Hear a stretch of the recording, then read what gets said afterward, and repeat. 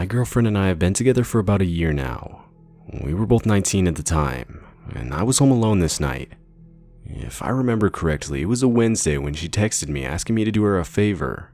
Now, she had a younger brother, Dustin, who was 10, and at the time her parents were out of town. She asked me if I could bring Dustin to his baseball game and drive him back afterwards, as she was swarmed with homework and she said she couldn't find time to do it herself. I of course agreed, as I didn't have anything planned that night, and Dustin and I actually got along pretty well.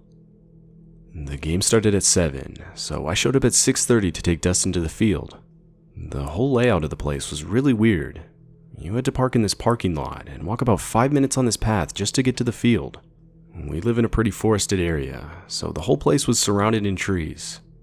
Once we finally got to the field, Dustin went off to go to his team, and I proceeded to walk over to the bleachers. The game lasted a pretty long time. It went into a few extra innings.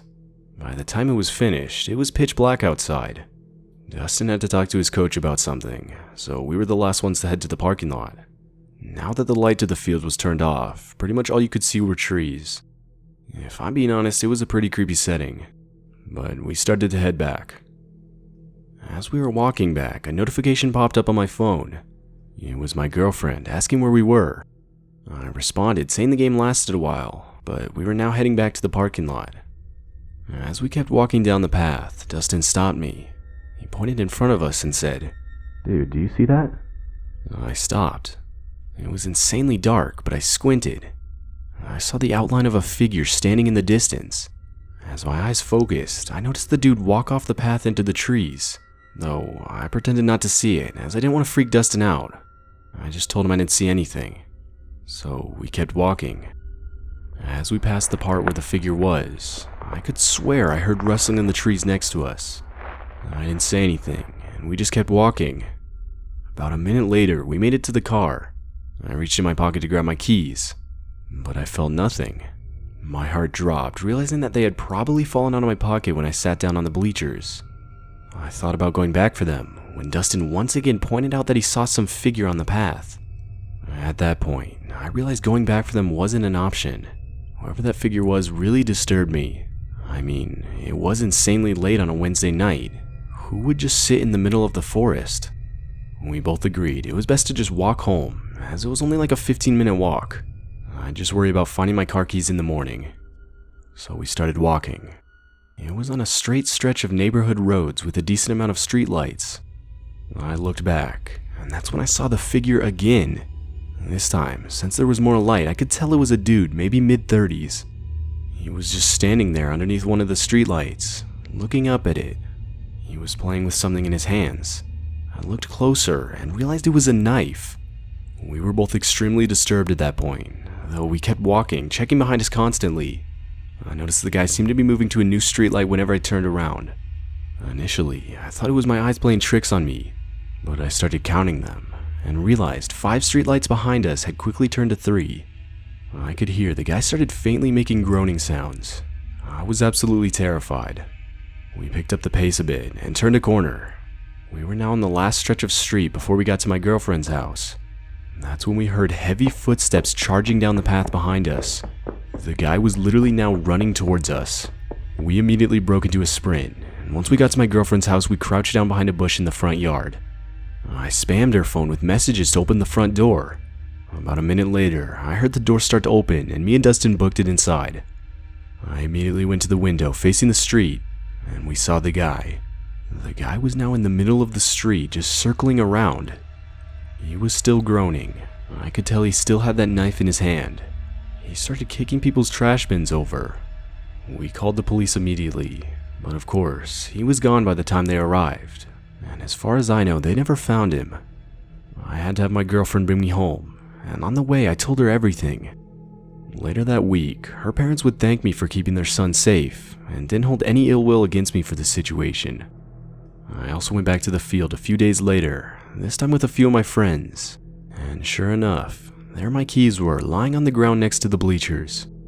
Overall, the whole situation was insanely terrifying. Whoever was following us that night clearly wasn't in their right mind.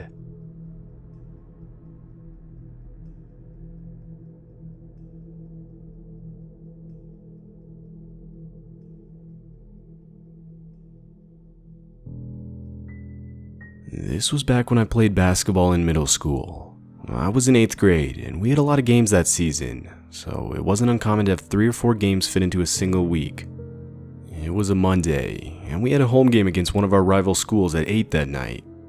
Now, we almost never played games that late, but at the time our second gym was under construction, so all the younger teams had to play before us on the main gym, which caused our game to get pushed back pretty late. I remember the score was close pretty much the whole game, though we lost after giving up a decent lead in the last few minutes. We all headed to the locker room to get our stuff, which was in the basement of the building. As I opened my locker, my coach called me to his office, so I followed him to another part of the basement. He wanted to talk to me about my plans for pursuing basketball in high school, and just some general stuff like that. We talked for around 10 minutes, and when we were done, I realized everyone else had left. We were the only ones in the basement at that point. If I'm being honest, it was a pretty creepy setting. I mean, I do have classes in the basement, but that was always during the day, and never alone. My coach left, but I still had to get some stuff from my locker and change my shoes. I walked into the locker room, got my stuff, and proceeded to sit down to take off my shoes. As I was untying them though, I swear I could hear someone walking down the stairs to the basement. At first, I just figured it was my coach, thinking he must have forgotten something. But no, I saw a man in a janitor uniform now walking around the basement. I thought it was weird, as I didn't think school janitors worked this late. But I just reasoned it was possible that they did, as I hadn't even ever been in the school this late, so how could I have known? I quickly forgot about it and continued changing my shoes. That's when the man walked in the locker room with a mop in his hand. We made eye contact, but I quickly looked back down at my shoes. I could tell the dude was just staring at me. I was insanely weirded out at that point. I mean, the guy wasn't even using the mop. He was just holding it and staring at me. This went on for a good 20 seconds when I heard the guy walk over to the back exit in the locker room. Now, the school basement had a couple emergency exits, one of them being in the locker room. The guy opened the door, and that's when I knew I was in some sort of danger. 3 other dudes wearing almost all black entered the room. Now, at this point, not a single word had been exchanged. The 4 guys were now just looking at me. I could feel my heart pounding. Without having much time to think, I got up and ran as fast as I could up the stairs and to the school front door exit. No, I swear, the whole time I could hear footsteps chasing me. When I got to the front door, I looked behind me, but there was no one there. I walked outside, and I saw an illegally parked white van right next to the school, though the parking lot itself was empty. I ran home that night, and the next day at school I told my principal about the whole incident, but he honestly didn't seem like he cared at all, so nothing ever came of this situation. To this day, I still don't know what the intentions of those guys were, or how the first guy even got in the building, but I could tell, just by the stare alone that those guys gave me, they didn't have good intentions.